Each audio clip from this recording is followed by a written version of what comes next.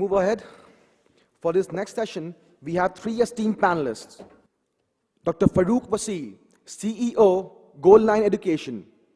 With over 30 years of involvement in the field of education, Dr. Farooq Ahmed Wasil, a doctorate specializing in education, is currently with Goal Line Education, Dubai, UAE, as Chief Executive Officer from July 2013. Ladies and gentlemen, Dr. Farooq Wasil. And there's Mr. Sandy Huda. He's the founder of Vega Schools, which are culmination of extensive research on why and how we learn. His life mission is to get people to question and rethink education. Ladies and gentlemen, Mr. Sandy Huda. And we have Mr. Gary Coyle. Mr. Gary Coyle is the Director of Technology at the American Embassy School, AES, in New Delhi, India, where he previously served as the Elementary School Technology Coordinator. Prior to AES, he taught in both public and private schools in the US and at the Singapore American School. Ladies and gentlemen, Mr. Gary Coyle. Sorry for running a little late. I hope we'll be able to finish this in time. I will straight away start with Sandy. Sandy, if you can share, like we have been talking about, it's not only about curricula, instruction, and assessment, but being a school leader today, you need to redefine and reinvent and rebuild the institution as well. So how do you think that this need can be met in form of a school? Yeah. A few years ago, I met Mr. John Hardy, who created the Green School in Bali, which has possibly won more awards on school architecture than any other school in the world. And for the first few minutes that we spoke, it was at a bar in Delhi, he only spoke of architecture. So I said, John, I mean, come on, you're running a school. Why architecture? So he said, Sandy, have you ever seen a church and the impact of the church architecture on the minds of the people? Of course, here the context is different. We are talking about teachers and children. But so that's the first time that I got thinking about how relevant architecture is in the learning process. In the 19th and 20th century, the schools were built on the basis of the industrial age, factories, batches, similar kind of processes, everyone, all the products being built on an assembly line in a similar manner, which is what kind of reflects the schools of today. The schools of 19th and 20th century look a lot like a factory from the 19th and 20th century. Come 21st century, we are entering the knowledge age, the knowledge era, where the qualities that help us succeed are our entrepreneurial skills, our ability to innovate, to work with others, solve problems, be resilient, and so on. And therefore, schools of today need to look very different. If we look at the big companies in the world, look at the Google headquarters, Microsoft, Apple, etc., they completely reinvented their working spaces. And there's some research that says that that's led to between 10 to 47% improvement in their employee productivity and growth. So the time has come for us to seriously reimagine our learning spaces. And honestly, if you ask me, it's already too late. So as educators, I would implore you to think a little bit about that and get that going. So you mentioned in the morning, Dr. Wasil, that we'll be talking about a larger sphere rather than just few topics. Obviously, I understand that, again, this is one of the important pieces, but not the only pieces. So, but still, what changes do you think are required with respect to learning spaces and school environment specifically, according to you? I think at design, from the Indian perspective, think about a world when you have, by 2050, 3 more billion people getting on this planet. Think of the schools in, metros or Tier 2 or Tier 3 cities. Can you afford a big land parcel in Bombay? Does that mean that you don't create the complete learning environment experience for the children? They should not have physical development, that should be compromised. So you will be forced, by virtue of the way the landscape is changing, the way we are living as humans on this planet, that you'll have to rethink school in terms of their designs, because designs will have a serious impact on the learning. I don't know whether this is the forum. There's a huge understanding that needs to be created. The education over the last, say 30 years, I would say conservatively, has drastically changed. I mean, the extraction of gold in the last 30 years has been more than what man has extracted in the last 5,000 years. Every day you are writing 1,000 books. What kind of reach you are looking at in terms of understanding and knowledge? 5 facets of education you must understand today. The first is the very purpose of education. Why are we educating? It has taken a completely paradigm shift. You don't prepare students for tests or rudimentaries. You prepare them for life. So what kind of design is there that can give them the life experience? The teacher, the student. You know, there's a shift now. It's not the teacher's responsibility to learn. It's the student's responsibility. Now, it's student-centric, not teacher-centric.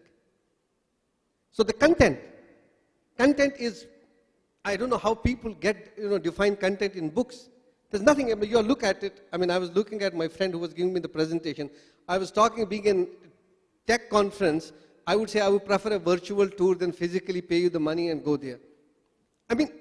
Because everyone can't reach there. Now look at the change that is going to happen in the design elements. And design also, if you look at India, I was doing this exercise on designs, you have 4, ecological zones. You can create 4 concise, fit to the frame designs. Talk about Kashmir, the schools. You have almost 4 months dysfunctional schools. No heating.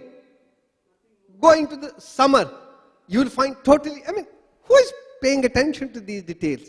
At the end of the day, you will see the contact time you're losing on the curriculum. So therefore, I think the future schools have to be well designed. They have to be designed, which we have to think very deliberately, and and then it's a resource, it's a money, it's a serious resource. You can find a lot of, new generation schools here, where if conservatively look at the construction, you can save a lot of money and put that into learning resource. So therefore, I think design will remain the premium in terms of developing good quality schools. And if you compromise a good design, you compromise learning. They say curriculum fits the building. And if you don't have a right building, right resources, I'm sure that it is going to impact teaching and learning as well. And more so, the learning today from traditional classroom to e-learning to distant learning. The location of education is not classroom. You can't see school per se as classroom. It's everywhere. It's pervasive. As I said in the morning, the 4 myths about learning, please understand. In school, you don't learn. Learning is always outside, in the corridors, in the neighborhood, in the community. So the school has to be a community by itself. It has to have a larger connection with the community. You're talking about today parent engagement, parent involvement. How do they get involved? Schools will not be traditional buildings, that they may be the vibrant community centers we're looking at. I hope that you'll find some answers when you talk about design, school design and its implication on teaching and learning. Thank you so much for the thoughts. Mr. Gary, what he just mentioned, like it should be a community. So how would you define a 21st century learning environment in those terms? That's an excellent question. I think at the most basic level, a 21st century learning environment is the people, the places, and the things that support student agency and choice in their learning journey, that provide authentic learning opportunities for them, and that facilitate creativity, cooperation, communication, and critical thinking. And so if we go back and we look at those things, it was no mistake that I mentioned people first, because without teachers and administrators that believe in providing students opportunities to authentically learn and demonstrate their learning, the most beautiful buildings in the world and the most impressive architecture that we have is lost. And so it really starts with, having that strong vision of what you believe in for education. Then, like Mr. Huda was saying, the physical environment can't be, understated. We want opportunities for children to have places that are flexible in their use, that provide those places where they can explore their passions, where they can authentically demonstrate their learning, where they can collaborate and work with one another. And so some of it is designing spaces that have flexibility, where you can configure them in a variety of different ways using a variety of different furniture, with desks maybe being totally optional. You know, we're not, you know, we're hopefully moving past that industrial age of education. Equally as important as that physical environment is that robust online learning environment. Because as, you know, the other panelists said, learning occurs outside of the classroom. And we really need to provide our students opportunities to do that, both during the school day and outside of the school day. Whether it's a virtual world like Minecraft, or whether it's a robust LMS where students can, you know, access content 24/7 if need be. Additionally, we want to provide them opportunities that, you know, extend outside the four walls of the school. You know, it's very easy once you're online. You're in a whole different world. You're in a whole, you know, different multicultural world, and that's a very important part of that 21st century learning environment. And then finally, there are, you know, the things, and that's sometimes the easiest piece, you know, finding the tablet or the BYOD device or the 3D printer. But it's really those people, those places, and those things together that make that 21st century environment. So Sandy, from what he just said, how do you think that the classroom design might encourage students and teachers to actually embrace new pedagogies? So what are your views on that? Yeah, I think before I answer that question, I want to say that some very interesting questions are being asked around the world. A couple of months ago, the Chinese Communist government has made a decision, they passed a diktat actually, that in Beijing, teachers cannot lecture more than 33% of the time. Now, why have they done that? They've done it because they feel that while China is the manufacturing hub of the world, they are not the innovation hub of the world.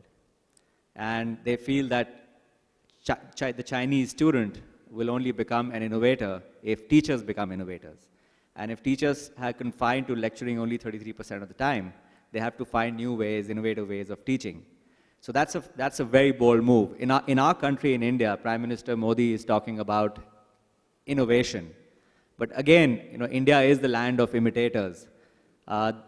Unfortunately, that began post the British colonial rule. In 1755, India contributed to around 30% of the global GDP.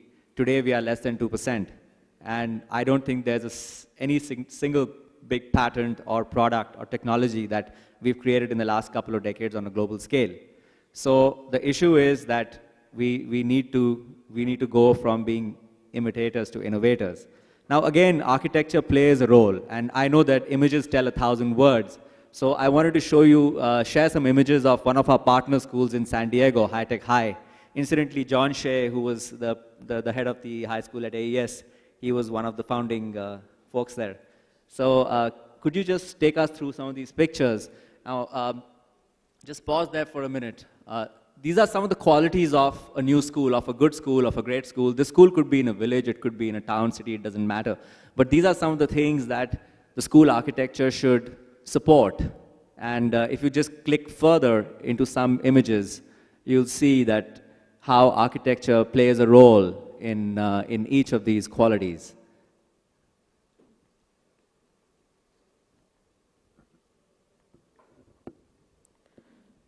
So watching the images, I would like to quote a question to maybe Dr. Vasil Yes. or you. Sure. Like, what was the aim of creating a 21st century school architecture? Like, where do people start?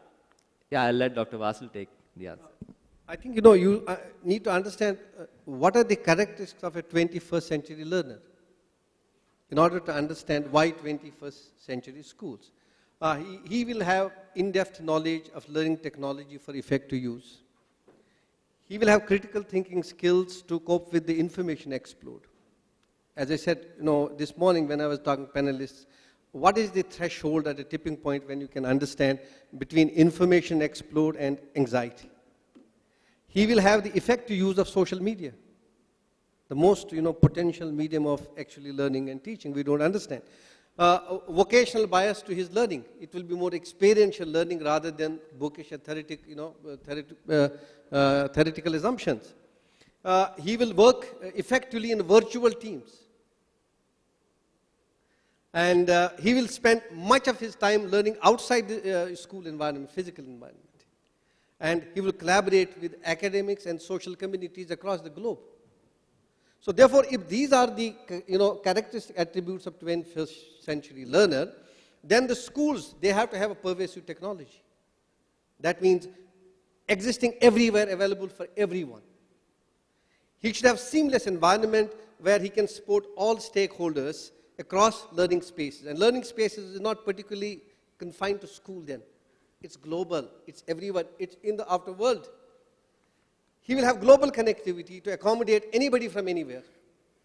Look at a classroom which is globally connected. Look at the richness of experiences, the share of ideas. As we said, okay, they can learn from peers. They can influence them. Those are the ideas which are going to be facilitated through this generation of schools. He will have support to learning with information commons. It's there. And he will have improved methods. Teachers' role will be redefined in this new, 21st century school. So the learner attributes have changed. The methodology and the engagement have changed. The very purpose of education has changed. Therefore, the design and the buildings must change. They cannot be didactic, industrial model. You look at schools today, even in the current scene, you have rows of desks. Why? You ask anyone why 33% is a pass mark still. After 60 years of independence, haven't we evolved as educators? It's not that our children are performing better.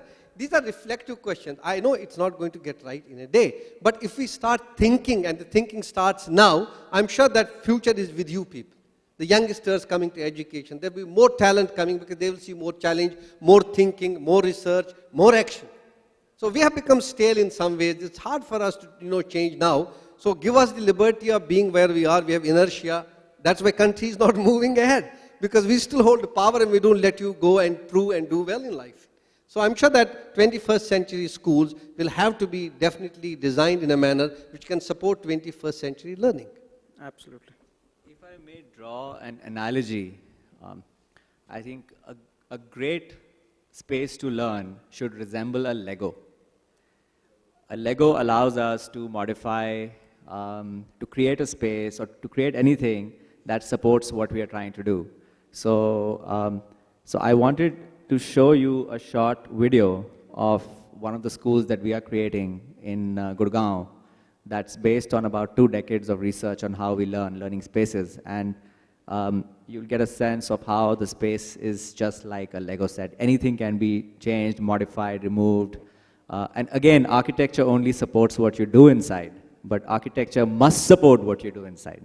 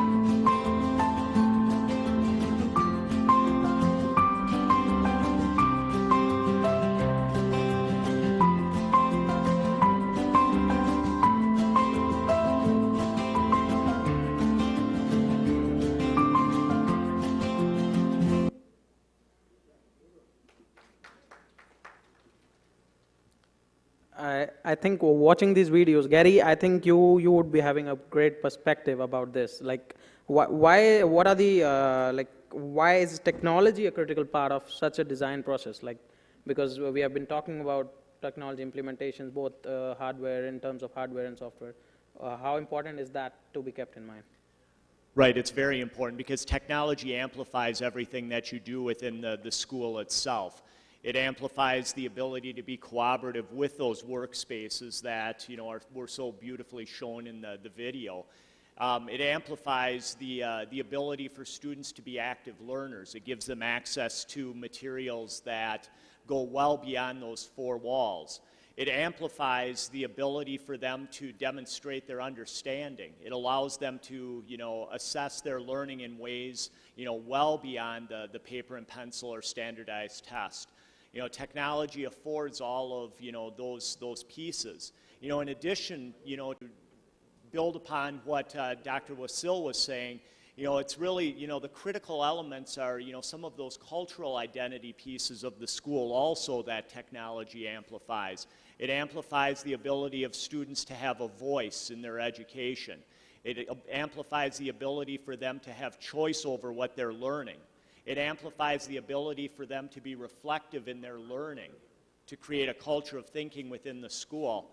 A robust technology system allows for problem seeking and problem solving on the parts of the students, not just digesting a set curriculum. And finally, it allows students to connect not only within the school itself, but to connect outside the four walls. The virtual environment is, an important part also of the child's learning experience. And so technology, really at this point is, as essential as paper and pencil was 50 years ago. Absolutely. I personally have two more questions for the panelists. So, but before I go into that, I just want to know if someone has a question for the panelists from the audience. Are you designing these schools in the cities, or are you designing them in somewhere in the rural Haryana also?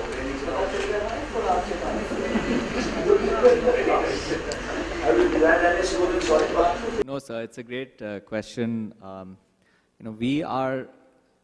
The purpose of our existence is not to create a school. It's to find a way through the process of creating a school or schools to find a way to show that education can be done differently. So. I personally feel education was much better when the Guru Shishya Parampara was there. It has deteriorated. And what I'm saying is, are you designing some school in that rural Haryana where you can really contribute positively and in a really significant manner? We support 17 schools in near Missouri, and these schools are absolutely incredible. In fact, if any of you want to go see these schools, there's an organization called SID, and we support SID. And Mahatma Gandhi said something very interesting. He said that in education, the subject should not be the object. The object should be the subject. So the great thing about schools in rural areas is that they have so many opportunities to create great learning, multidisciplinary learning. So what Mahatma Gandhi was trying to say was that if you want to learn history, geography, biology, you could actually start with a tree and then weave things back into the learning process. So we do support, to answer your question, schools in villages. For us, the idea is not to pick a particular city or a state or whatever the case be. We want to create schools at different levels, exemplar schools at different levels, in cities, in towns, in villages, so that people can see that education can be done differently. People have to invite us. No, we'll invite them. But my point is not costly design. I'm just designing for better designs. I mean, the same material, same cost would be designed in a different way. So could it be designed in the rural areas also with same cost, same effectiveness? I think this relates to one of the questions that I had, that is like, can we amend the current classroom settings as well? Because that's what we are talking about. There are millions of examples available in the world where low budget schools with the same impact and effect have been created. The question is, the purpose. First, you define the purpose of building. Unless you don't define. You see, it's like this. We were talking about, will the schools will remain as they are? The question you need to ask. With absolute respect, I will ask you, have you ever heard these schools maintaining level of noise which is healthy or which is not healthy? Have you ever even pondered about whether students have a proper lighting in the classroom which impacts their eyesight? I can show you millions of these designs actually hindering the learning process. So the question here is, the new age design is not that it is going to dramatically do different things, but it is going to rope in those very essential elements that have an impact on teaching and learning. It has nothing to do with the scale. You can scale it up, you can scale it down, but if you retain those finer elements which are going to make impact in teaching and learning by designing these beautiful schools, whether in peripheries or metros, they will have this similar impact on teaching and learning. So therefore, this notion, sometimes we get confused. Or is it an affluence? Is it a stereotype cost of these affluent people who talk about good schools and tracks and everything? No. I give an example. By 2050, 3 billion more people, you may not have the land parcel available. But education still will remain contextual in terms of providing holistic education. And holistic education is about the development of mind as well as the body. So how do you design schools which can then provide it? So therefore, you need to think beyond the box. Look at schools not as physical housing buildings, but look at them part of the vibrant life process. It's a life cycle. You look at green buildings today. Suppose you have environmental challenges. Can you afford to have buildings like this? You have natural calamities on daily basis. You will be more transparent. You will be asked more questions. You and me had the luxury of concealing things.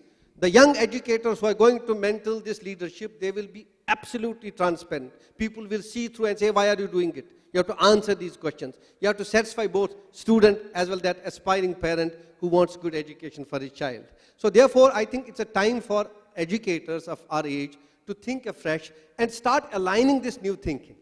And don't see it as an impediment in the process of delivery. I think it's very well put by Dr. you. Farooq sir, have you seen Ma Arvindo's school in Pondicherry? By the way? I have, yes. It vibrates with joy, it vibrates with energy, it vibrates with education. So what brings joy?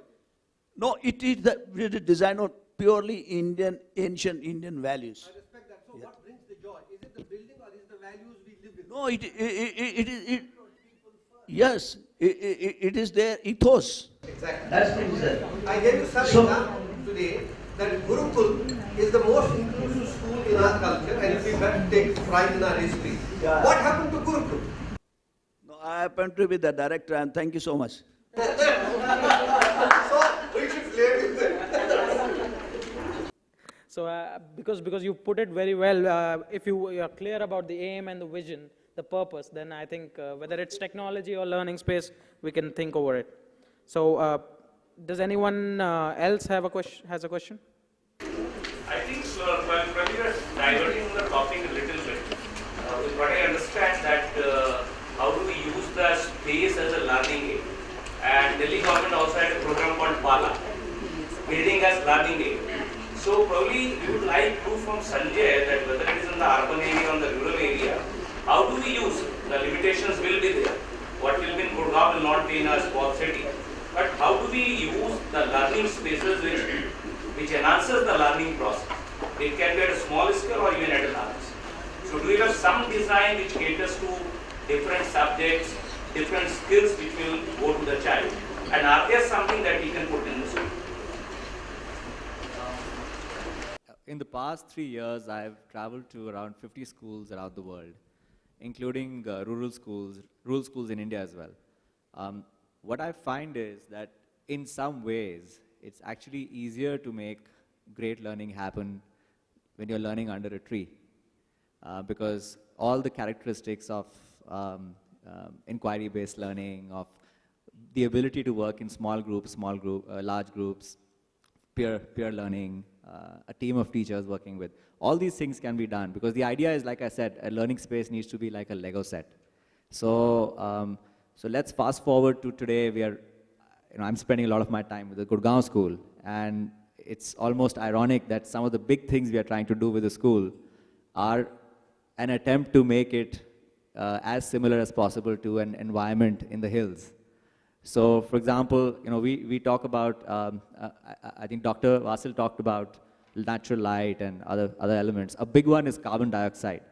And many people don't realize that if you're sitting in a room, in fact, this room, for more than a certain period of time, the CO2 count will go above 1,000. And that means the learning dips significantly. Some of the best schools I visited around the world, they had CO2 monitors in their learning areas. So I said, hey, why do you have this? So they said, because we monitor. The minute the CO2 count goes above 1,000, we move the kids to a different place. So we are trying to bring fresh air exchanges into the building. Pollution is another big one. I mean, where we sit today is the most polluted city on earth. Gurgaon actually is more polluted than Delhi because you also have construction dust, which adds to the vehicular pollution.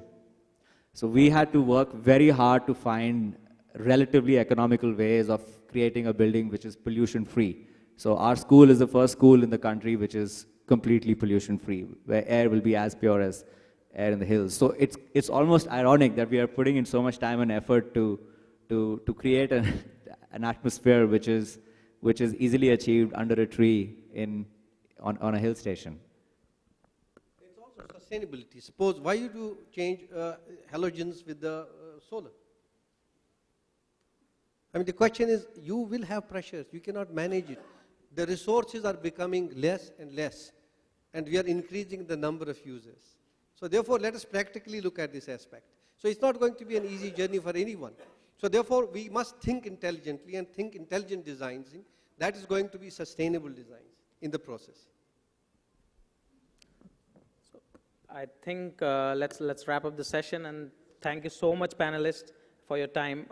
If someone has a question, they can take it offline so that we can begin the next session. Thank you so much. Thank you all the panelists for such an inspiring session. We would like to facilitate them on the behalf of EdTech Review and ELC partner.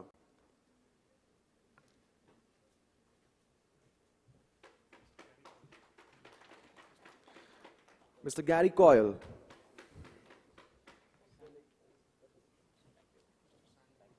Mr. Sandy Huda.